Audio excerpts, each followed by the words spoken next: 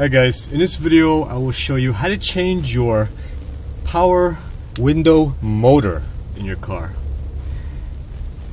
Before I start, I want to mention that I also made a video on how to take your door panels off, how to install your door panels back on, and you'll need different tools for that. Some of them, depends on the car, some of them you need a door panel remover. There's plastic rivets, you just pop them out.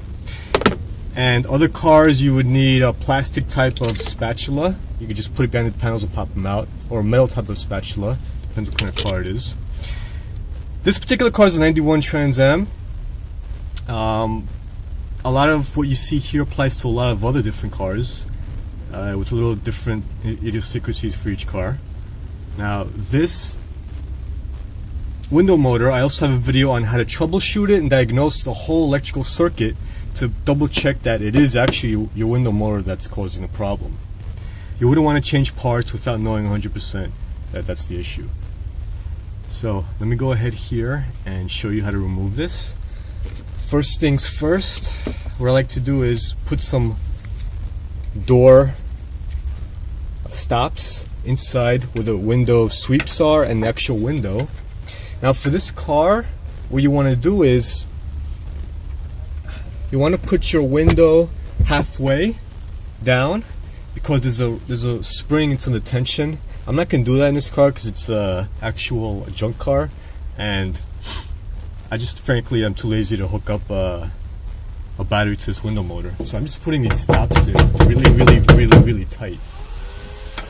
So if you have this type of car, that's what you got to do. You gotta put it halfway down. Other cars, like say from the Accord, a Honda Accord, you can put them halfway and put bolts through to hold the regulator in place. So it depends on the car.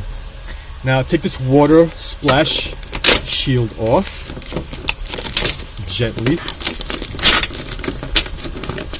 Now when you put this back on, you could just use electrical tape to put it back on. That's what I do. And I frankly don't care about this car. That's why I'm not being too careful with this. Okay, so this is the actual window motor right there.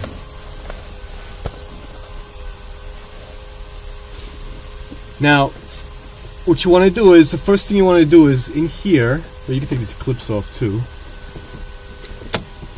Be careful with these clips, you might want to pinch them from behind first, then pull them out.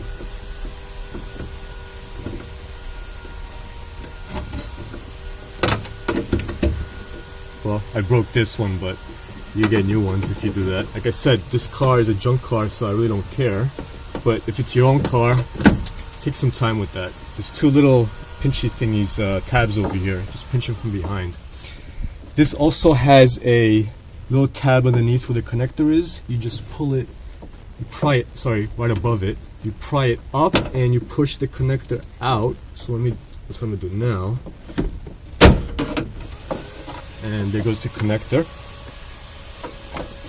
I'm also going to take these out. So that's a bad boy you want to take out. Now for any third gen, this is a 82 to 92 Camaro / Firebird.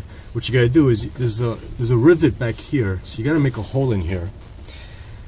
The best way to do that is use a step drill and just drill it until you see the actual rivet. Then you drill it out. I also know that newer Camaros, not the 5th gen, the 4th generation, and Firebirds, you also have to drill a hole. So you might want to make sure you read up on where you have to drill a hole first before you tackle your own job, but it's not that bad. So using a step drill, I'm going to try to drill a big hole here so I can get to the actual rivet on the inside and drill it out. So let me do that now, and I think it's somewhere here.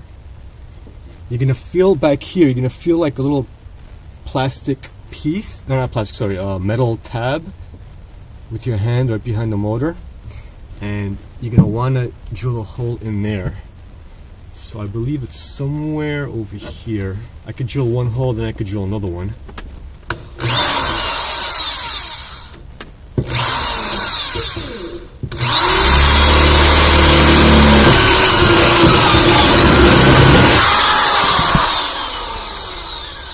Now remember to wear your safety glasses.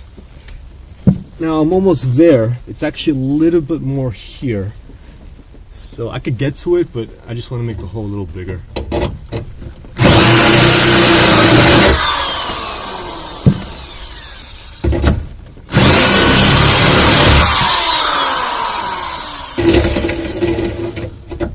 Okay, so that should be good. I can actually see it right now in here. Let me show you what that looks like. You see the rivet in there? Rivet's right in there. So I'm going to get in there now. I'm going to take this step drill off, and I'm going to put 1/4" drill bit. Actually, this might be a little bigger. In there and drill that rivet out. And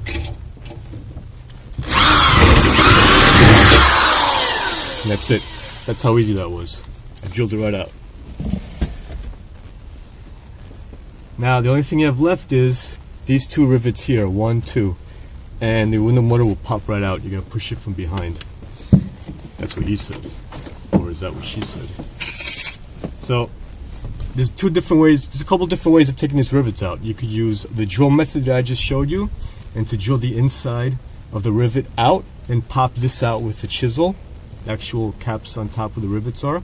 Or if you're special like me, well, at least that's what my mom tells me, you can actually use an air hammer with a rivet chisel. How cool is that? So let me get to step in here.